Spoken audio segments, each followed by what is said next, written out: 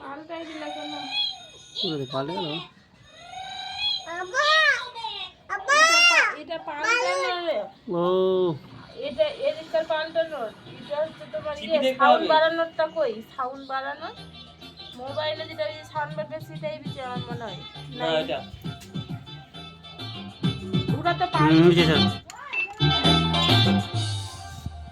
নাচ